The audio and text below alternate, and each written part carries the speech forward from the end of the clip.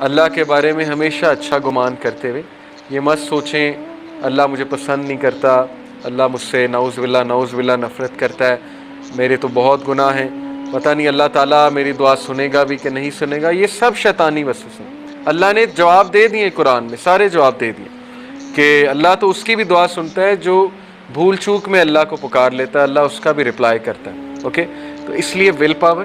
دوسری بات یہ کہ اللہ سے تعلق کسی بھی طرح اگر آپ نماز پڑھنے میں سٹرگل کر رہے ہیں تو جتنی پڑھ سکتے ہیں اتنی پڑھیں۔ یہ نہیں سوچنا میں تو 5 نہیں پڑھ رہا لہٰذا 1 بھی نہیں پڑھوں گا، مجھ سے تو 5 نہیں پڑھی جاتی ہیں 1 بھی نہیں پڑھوں گا، نہیں۔ سٹیپ بائی سٹیپ جتنا آپ اللہ کے قریب ہوتے جائیں گے اللہ اس سے ڈبل آپ کے قریب ہوتے گئے۔ تو میں نے لاسٹ لیکچر میں بھی حدیث سنائی تھی، تو ان 2 چیزوں کو کبھی ہاتھ سے نہ جانے دیں۔ یہ ہمارا اینٹی ڈوٹ ہے، ایک ول پاور انشاءاللہ، دوسرا اللہ تعالیٰ سے تعلق۔ اللہ سے تعلق سے ایمان بڑھے گا ہمارا، جب ایمان بڑھے گا ہم میں کیپیبلٹی آئے گی مشکل حالات کا مقابلہ کرنے کی، لیکن وہ ایمان بڑھانے کے ذریعے آپ کو پتہ ہونے چاہیے۔ اس میں سب سے بڑا ذریعہ ہے اللہ کی عبادت کرنا، اللہ تعالیٰ سے دعا کرنا اور قرآن مجید پہ غور کرنا، قرآن پڑھنا۔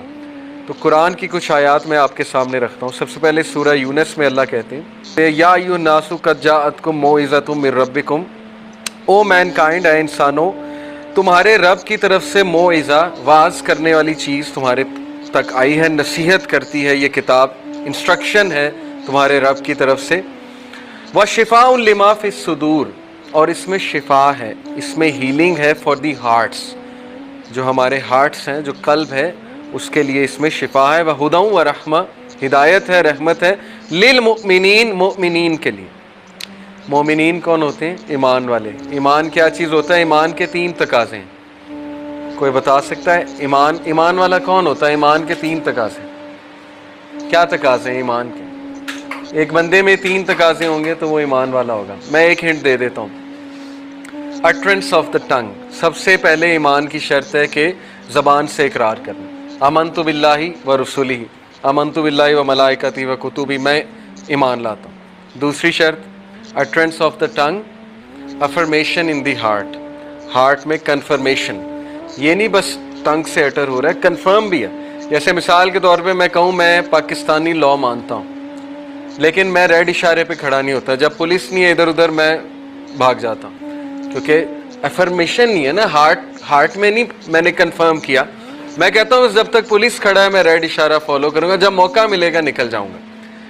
تو یہی ہوتا ہے، مسلمان وہ نہیں ہوتا جو لوگوں کو دکھانے کے لیے اچھا بن رہا ہے اور جب موقع ملا تو گناہ کر لیا، کیونکہ اللہ پہ ایمان ہی کوئی نہیں کہ اللہ دیکھ رہا ہے، ایمان بہت ویک ہے۔ تو دوسری کنڈیشن ہوتی ہے افرمیشن ان دی ہارٹ، اور تیسری action of the LUMS.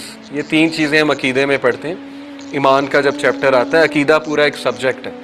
Number 1 confirmation, utterance of the tongue, number 2 affirmation in the heart, and number 3 action of the LUMS. جب آپ کہہ رہے ہو میں ایمان لایا ہوں، کنفرم ہے آپ کو دل میں، تو پھر اب ایکشن کرو۔ ایکشن کیا ہے؟ جب اذان ہوئی تو نماز پڑھنے جاؤ، شو کرو تم مومن ہو۔ یہ تو نہیں نا کہ سستی کر لی، کوئی فیملی گیدرنگ چل رہی ہے تو اتنا ایمان ہی نہیں کہ اٹھ کے میں نماز پڑھ رہا ہوں، فٹ بال میچ چل رہا ہے نماز ہی نہیں پڑھی، بس گھر میں پڑھ لی، اس کا مطلب ایمان کمزور ہے، وہ ورکنگ ہونے والی ہے اس پہ۔ اوکے، تو یہ مومنین کے لیے، ایمان والوں کے لیے اس میں شفا ہے، اس میں ہیلنگ ہے فار دی ہارٹس، اور اس میں جو ہے وہ گائیڈنس ہے اور مرسی۔ مرسی والا اسپیکٹ بڑا زبردست ہے کہ اس میں رحمت ہے۔ اسی لیے میں کہتا ہوں کہ اپنے گھروں میں قرآن چلایا کریں، تلاوت چلایا کریں۔ صبح صبح اکثر پرانے جب میرا دور تھا، جب میں آپ کے جتنا تھا، آپ لوگوں کے جتنا، پی ٹی وی چینل آتا تھا، اس پہ تلاوت چلتی تھی صبح۔ آج جو ہے بڑا عرصہ ہو جاتا ہے ہمیں تلاوت سننے کو ملے اپنے گھروں میں، اپنی گاڑیوں میں، اپنے ورک پلیس میں، تو ہم پہ رحمت کیسے نازل ہونی؟ اس لیے رحمت کے لیے بہت ضروری کہ قرآن اس گھر میں چلے۔ اور دیکھیں اس میں جو دلوں کا ذکر ہے نا، کہ اس میں شفا ہے دلوں کے لیے۔ دل، قلب جو ہے یہ آپ کا موسٹ امپورٹنٹ پارٹ ہے، کیونکہ قلب، ایمان قلب میں ہوتا ہے اکارڈنگ ٹو اسلام۔ اپنے قلب کو، اپنی انوسینس کو پروٹیکٹ کریں، اپنی آنکھوں کو وہ چیز مت دکھائیں جس سے آپ کی انوسینس ضائع ہو، اپنے آپ کو وہ کنٹینٹ مت سنائیں جس سے آپ کی انوسینس خطرے میں پڑے، چاہے وہ ٹک ٹاک کا کنٹینٹ ہے، چاہے وہ ایسا مذاق ہے جس سے آپ کی انوسینس جا سکتی، کیونکہ انوسینس یقین کریں آپ کسی گاؤں والے بندے کے ساتھ بیٹھیں جسے کچھ نہیں پتا، آپ حیران ہو جاتے ہیں یار کتنا انوسینٹ ہے. ابھی ریسنٹلی میں کسی کے پاس بیٹھا, آپ اس کی باتیں سن کے وہی پرانی ذہنیت کہ ماں باپ کی خدمت اور بڑوں کی خدمت اور ویلیوز کو فالو کرنا بڑا. ہمارا جو بچہ ہے اسکول کا, ہر بات میں گندا میننگ, انوسینس کہاں گئی؟ کیونکہ کنٹینٹ ویسا دیکھ رہا ہے نا, ہر چیز سے گندا میں, ہر ورڈ کا گندا میننگ, ٹیچر کی ہر بات کا گندا میننگ. وہ ٹیچر کو سمجھ آ رہی ہوتی بہت اچھے سے, لیکن ہر چیز میں گند, ہر چیز میں گند. کلچر ہمارا یہ بن چکا ہے. تو اپنے دل کو پروٹیکٹ کریں, آپ کا دل بہت قیمتی ہے, اس کو بچائیں, اس کو ایکسپوز نہ کریں, اس کا کوئی قصور نہیں ہے. آپ کو پتہ ہے رسول اللہ صلی اللہ علیہ وسلم کی حدیث ہے کہ جب انسان صبح اٹھتا ہے تو اس کے سارے لمبز, یعنی اس کے ساری چیزیں زبان سے پناہ مانگتے ہیں زبان کے آگے. صحیح حدیث ہے, اور کہتے ہیں کہ ہم تیرے رحم و کرم پہ ہیں, ہمارا خیال کر لیں. اگر تو نے صحیح زبان الفاظ ادا کیے ہم ٹھیک رہیں گے, اللہ کا ذکر کیا, کوئی اچھی بات کی, سوچ سمجھ کے بولا. لیکن اگر تو نے فضول گفتگو کی تو پھر ہم بھی جو ہے وہ مسئلے میں پڑ جائیں گے. تو یہ ہے زبان, اور زبان کا کنیکشن دل سے.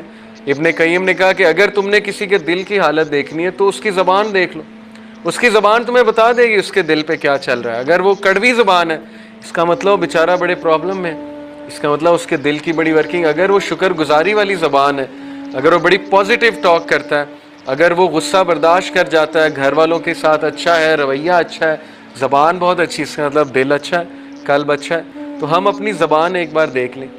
یہ تزکیہ کا پوائنٹ ہے کہ ہماری زبان کیسی ہے.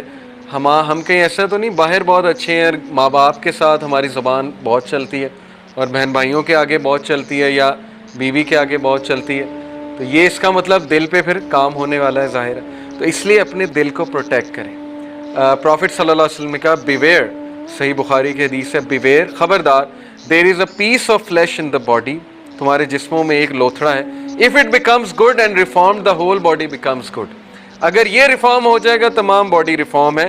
But if it is spoiled, لیکن اگر یہ خراب ہو گیا پھر سب کچھ خراب ہے, پھر ذہنیت خراب ہے, زبان خراب ہے, ایکشنز خراب ہے, عمل خراب ہے, پھر وسوسے بھی آتے ہیں بہت زیادہ, کیونکہ دل پہ کام ہی نہیں ہوا نا.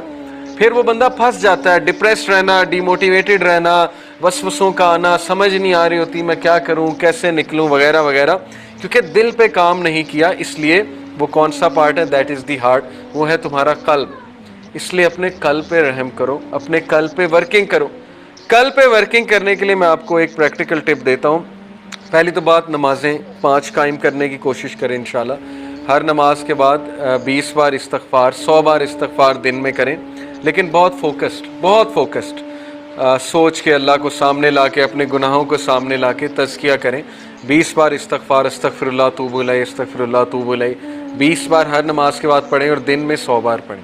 اور ایک آدھا کو ایسا ٹائم رکھیں جب آپ قرآن کی 10 آیتیں پڑھ لیں. قرآن یہ نکالا, میری فیوریٹ سورہ البقرہ, سورہ آل عمران ہے, کیونکہ نبی اکرم صلی اللہ علیہ وسلم نے کہا قیامت والے دن یہ 2 صورتیں تجھے چھوڑیں گی نہیں, یعنی تیری سفارش کر کے ہی چھوڑیں گے.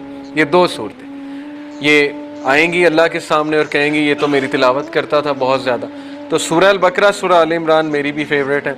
آپ بس پڑھنا شروع کر دیں سورہ البقرہ, اس کے آپ ایسے ایسے فائدے زندگی میں دیکھیں گے آپ سوچ بھی نہیں سکتے. لیکن ٹائم نکال لیں کوئی.